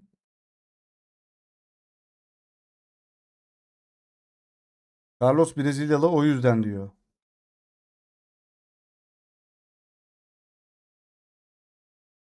Roberto Carlos yine bir şeyler diyor. Ne diyor bakalım? Mourinho'yu mu seviyor acaba? Roberto Carlos keşke onun yönetiminde oynasaydım. Mourinho'yu diyor. Allah. Perez bunu duydu mu patlatır. Yo, Perez bunu duyunca sevinir, pardon. Tamam, Perez yok. Buna kafa gitti ya. Tamam. Çünkü Luis Figo'cuyum ve Ronaldo'ya çok sövmüşlüğüm var. Vay. Biz de çok şükür Türk'üz, lakin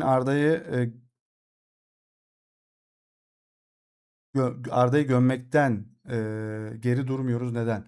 Yapay zeka demiş Şükran abla. Yapay zeka değildir ya. Hazırlık şey maçında, gösteri maçı bu büyük ihtimalle. Burada kucağına almış götürüyor işte kelebeği. Kelebekler diyarına götürüyor onu. Uçurmaya, yeniden kanatlandırmaya götürüyor.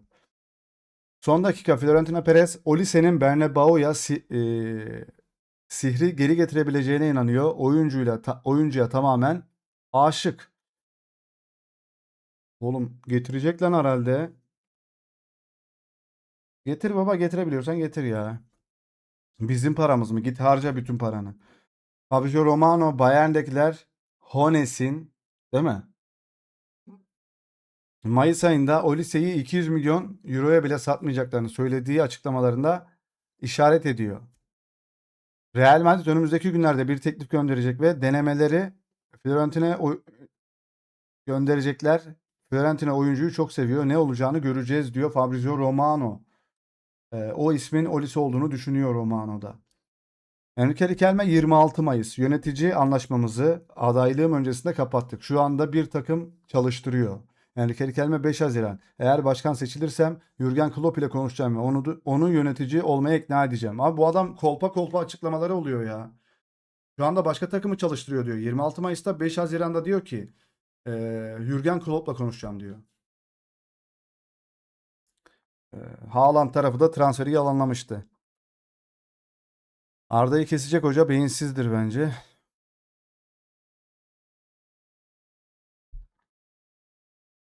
The Guardian Dünya Kupası öncesi Barış Alper Yılmaz'a tank lakabını taktı. Kerem Aktürkoğlu diyor. Hmm, Infrom ne lan? Başka lakap yok mu?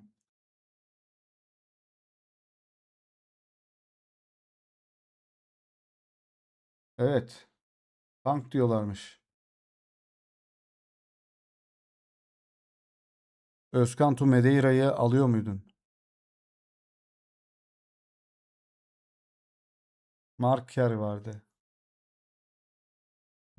Herkes birbiriyle konuşuyor. Evet. Haberlerimiz de bu kadardı arkadaşlar. Ne yapalım, yayını burada keselim bence. Bitirelim mi Doğuş? Doğuş diyorum ya, Mücahit. Doğuş yok ki. 200 like bile gelmemiş. Benimkini de okusana. Görmedim. Salih Az Yıldırım Mbappe dediğini gördüm mü ilk aklıma sen geliyorsun. Öldüm gülmekte. Evet, Mbappe. Ben de Mbappe'yi alıyorum dedi o zaman. Ben de alsın. Yani lütfen al dedim dünkü yayında. İnşallah alır başkan. Mbappe'yi alsın.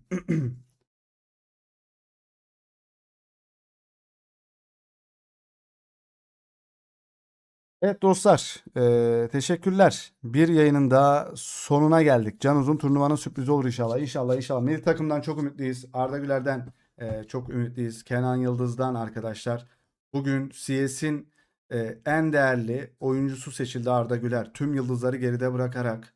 En değerli hücum orta saha oyuncusu Arda Güler, haberimizin başlığı buydu. Milli takım ve Arda Güler'in açıklamaları vardı. Montella'nın açıklamaları vardı. Güzel bir yayın oldu. Kaçıranlar başa sarıp izleyebilir dostlar. Teşekkür ediyoruz herkese. İyi ki varsınız. İyi ki bizimle oldunuz dostlar.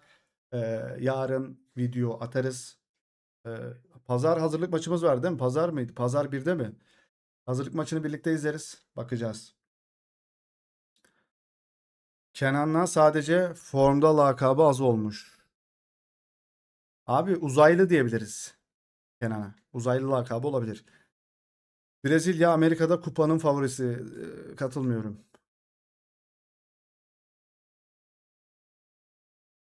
Arda 10 numara oynamayacak. Bence 8 numara oynatacaklar. Valverde'nin muhtemel yedeği olacak. Maçtan maça Arda'nın bazen ilk 11 bazen yedek gireceğini düşünüyorum. İnşallah öyle olmaz.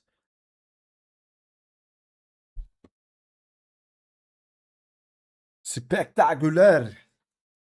Arda'ya da roket mi diyelim? Arda'ya Arda Kadabra diyebiliriz. Spektaküler diyebiliriz. Arda Kadabra ya.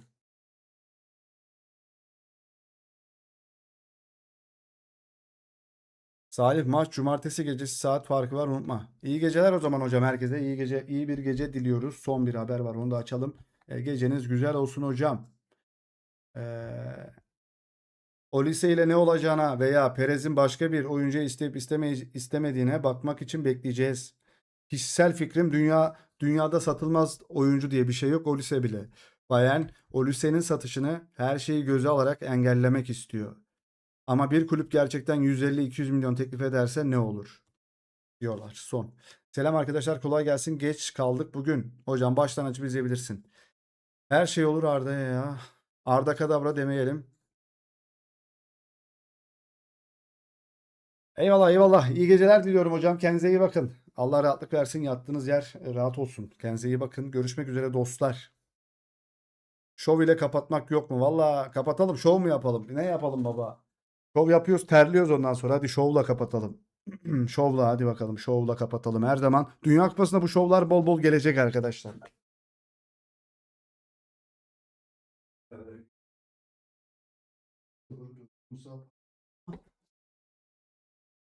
Ama şov yapamıyoruz ki.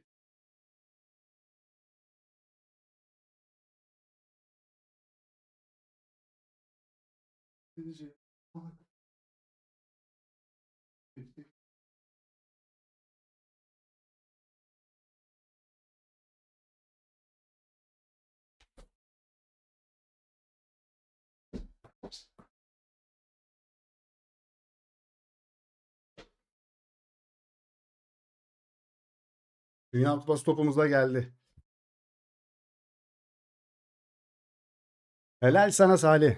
Daha de şovda mıydın? Hakan Safi Salih Dinyo'yla anlaştık inşallah. Bir gün belki.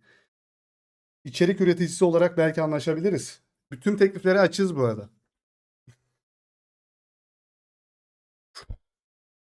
Dar alanda iyi yetenek valla. Valla daha yaparım ha isterseniz. Ulan yayın başında yapamadıydım. Şunu yayın sonunda bir yapayım. Deneyeceğim ya. Heh.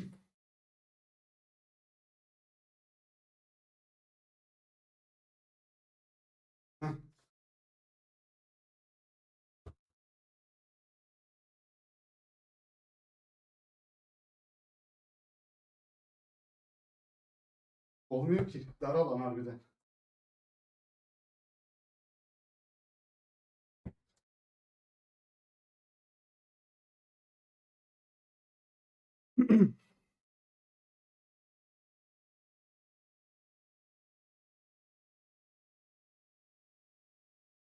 Sen nasıl büyük takımlarda oynamadın seni izlerdik. Valla ben de istedim de olmadı. Her şey herkesin her dileğiyle olmuyor.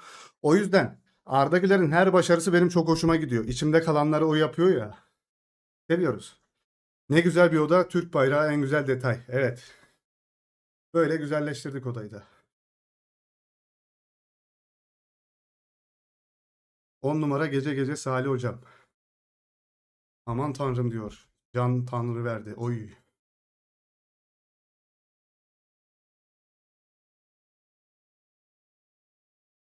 Aa şablonum nereye gitti lan? Aa şablon. Şablon gitmiş. Şablonu da silmişim. Özür diliyorum. Eklediydim şablonu oysa ki. O forma bende de var. Ronaldo bunu beğendi. Tümer diyor ya Arda'nın dayılanması çok hoşuma gidiyor diyor. Baba yayına devam edebiliriz ha. Bak şu da var ha. Ama bunu yıllardır yapmıyorum. Bak şapkalı Salih Dünya.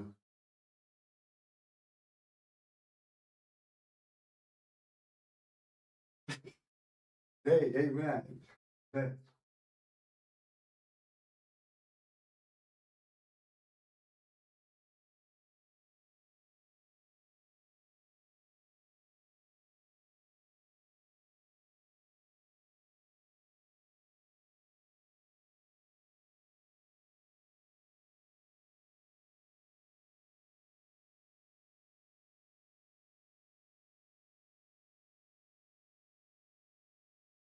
Kesin ip var.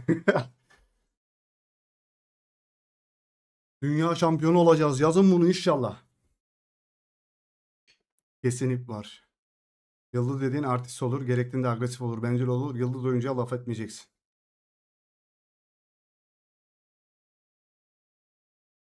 Bu arada %100 bir şeyler kırılacak o odada. Sadece gurmeler bilir bu olayın yaşanacağını. Aynen öyle. Kesin kırılır ya. Kırılsın. Dünya Kupası hatırası olur kırılırsa da. Salih seviliyorsun. Diğer top nasıl? Diğer top da güzel ya. Arkadaşlar Dünya Kupası topu aldık. İnanılmaz pahalı bunlar. Arka plan için gömdük parayı. Arda'ya her zaman toleranslı olun arkadaşlar. Tabii ki de. Ya diyorum ya arkadaşlar benim gibi böyle futbolcu olmak isteyip olamayan insanların e, başarmak istediği şeyleri başarıyor ya. O yüzden böyle bir destek var bence Arda'ya. Ben böyle bir şey olduğunu düşünüyorum. Neden herkes tarafından seviliyor? Çünkü herkes böyle Real Madrid'de oynamak ister. Şampiyonlar Ligi'ne damga vurmak ister. O şarkıyı dinlemek ister falan. Onları yaşıyor olması genç yaşında hepimizin çocukluk hayal kırıklıkları. Hani o içimizde kalmışlıkları yaşıyor olmasıdır bence. Diğer topa da bakalım ya.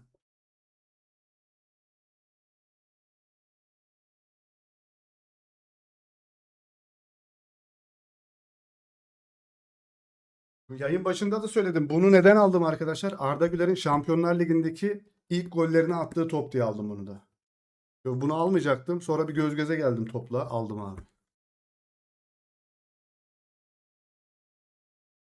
Ben futbolcu olmak istemiyordum ama sebebi de çok yetenekli ve maçta adamı izlerken her seferinde olağanüstü paslar atması. Evet. O da var tabii ki de.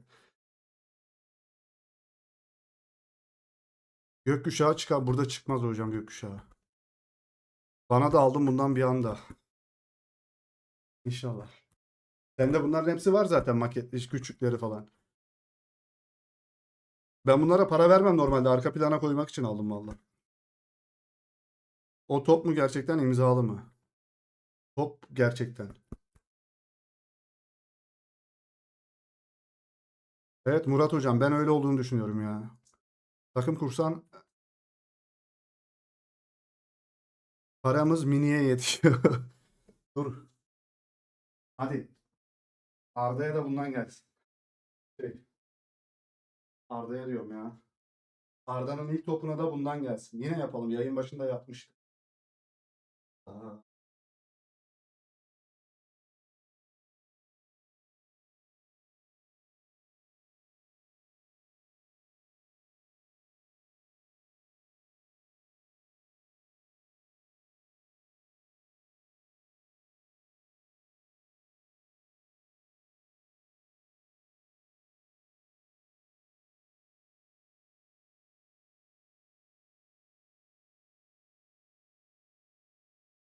Arda inşallah asist kralı olur. Dünya Kupası'nda sırt dinliyor.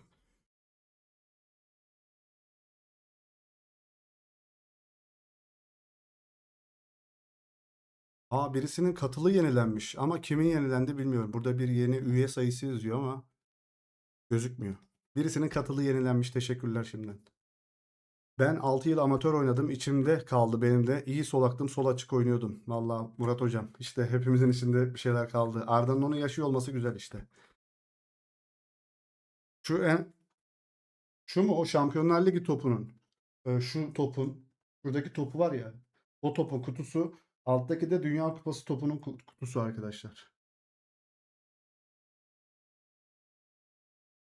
Gökhan Bey hoş geldiniz. Düş mü? Arkaya bir Arda Güler tablosu ne diyorsun Salih? Düşünüyorum. Kafamda var. Bugün bir şeyler konuştuk arkadaşlar da. Salih fena değilsin. Bizim halı sahada adam lazım olunca çağıralım mı? Antalya'daysanız olabilir ya ama o kadar koşamayız ya. Salih hocam, Ronaldinho'nun bilek çalım hareketi var değil mi? Reporterde var hocam olmaz mı? Ronaldinho'nun bütün hareketleri olabilir bende ya.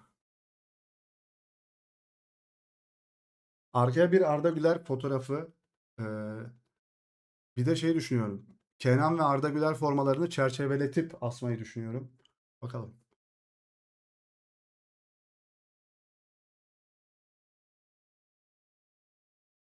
O neydi la öyle? Top kafasındayken forma değiştirebiliyor adam. Değiştiriyor. Yapıyoruz bir şeyler. Bugün Real Madrid futbol topu da vardı. Arda Real Madrid'de kalıp sözleşme uzatırsa bir Real Madrid topu da alıp oraya koyabiliriz. Arda'nın aslında kırmızı milli formalı olanını koy. Bundan mı? Bunu mu?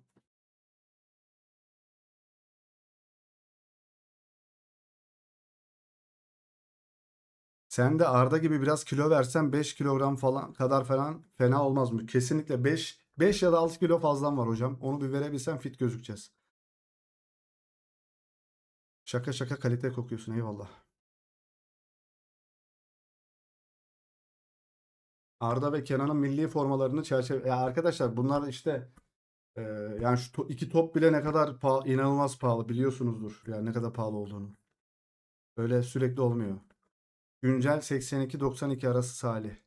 88-92. 95'im herhalde ama boy 1.86. 95 kiloyum, boy 1.86. Benim de 5-6 kilo fazlam var. Senin 5-6 değil Doğuş. Boya göre evet. Boya göre iyi de o göbek var, o bir hani fındık orada. O, işte o. Salih abi Arda ile foto çekinirsen oraya harika olur. Ya işte tabii ki de bir insanın en büyük hayali Arda Güler'le fotoğraf çekinmek falan değildir de e, çok büyük hayallerimden bir tanesidir Arda ile yan yana gelip bir şeyler konuşmak.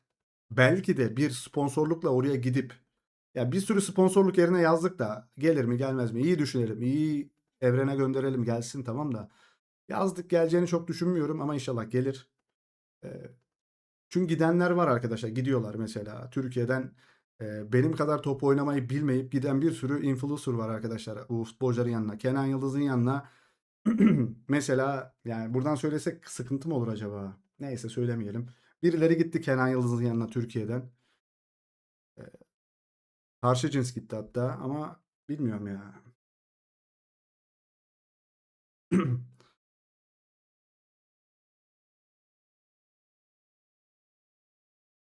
Bilmiyorum arkadaşlar. Ya gitmek istiyoruz tabii ki de. Bir fotoğraf olsa şuraya koysak fena olmaz yani. Bir forma, imzalı forma güzel olur. Bu söyleme sıkıntı olur. Salih bence senin Arda'dan haberi var şu anda. Hiç zamanı yok bence. Dönecek sana. Murat hocam ben çok yakın bir arkadaşıyla konuştum dediğim gibi. Hatta milli takım kampında Türkiye'de kampta yine yanındaydı. E, Arda bizim videomuzu gördü mü dedim. İnşallah görmüştür falan dedi. Bıyık kestiğim video vardı ya.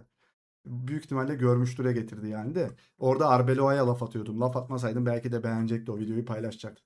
Tutamıyoruz ki ağzımızı. Arbeloa da tam eşek ama yani. Buradan yine söylüyorum. Arbeloa eşek. Bu adamlar sponsor sayesinde CR7 ile video çektiler abi, neden olmasın. Berkcan Güven, Cristiano Ronaldo ile videosu var arkadaşlar. Berkcan Güven'in futbolun F'sinden alakası yok ama işte takipçi sayısı, abone sayısı çok olunca bu kapılar açılıyor. Bak futbolun F'sinden anlamıyor Berkcan. Ama oradaydı. Ronaldo ile videosu var abi adamın, Berkcan Güven'in.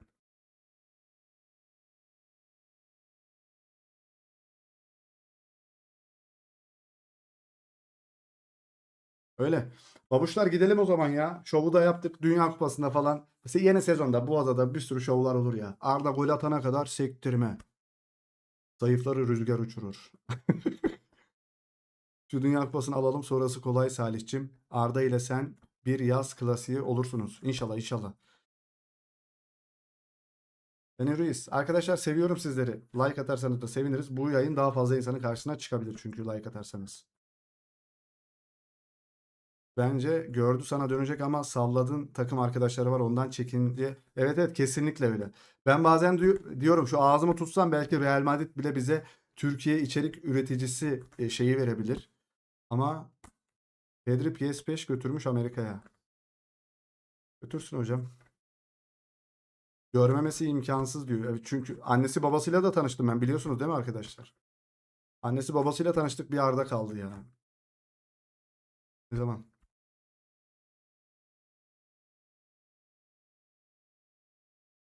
Topla da bir Dünya Kupası short videoları gelir mi ya? Ne diyorsunuz?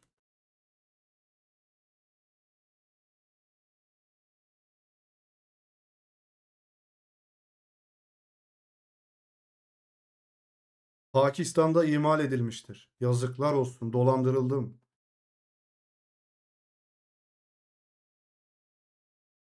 Görmemiş de olabilir. Görmüştür ya. Gördü bence. Kim var abi? Oğuzhan var. Başka yok. Arda odaklı.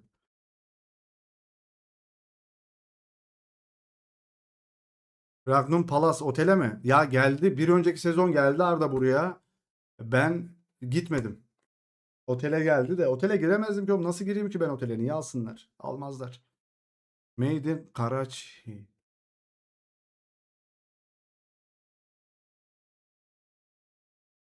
Evet dostlar, kendinize cici bakın. Gidiyoruz biz. Öpüyoruz sizleri efendim. Son bir haber mi var orada? Bir tane haber gördüm. Geceniz güzel olsun arkadaşlar. Bu sefer gidiyorum. Harbiden gidiyorum. Ben gidiyorum. Gidiyorum ben. Ben gitmek var.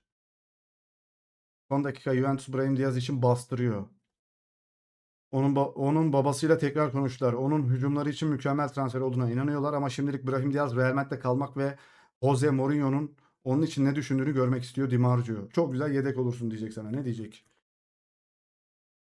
İyi geceler, iyi geceler, iyi geceler. Öpüyorum sizleri. Allah'a emanet gençler, büyükler, abiler, ablalar, kardeşler. Bay bay. Yarın görüşürüz.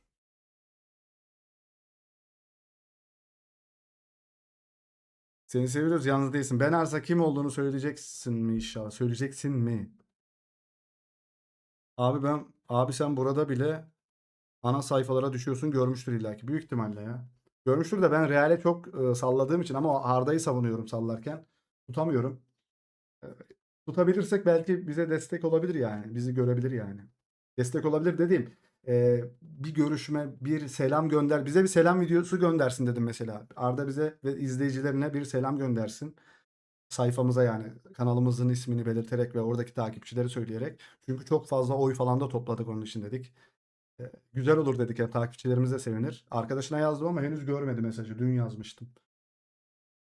Bir yaz klasiği olalım biz de inşallah.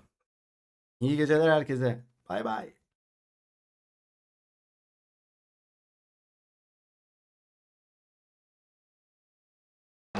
Arda Güler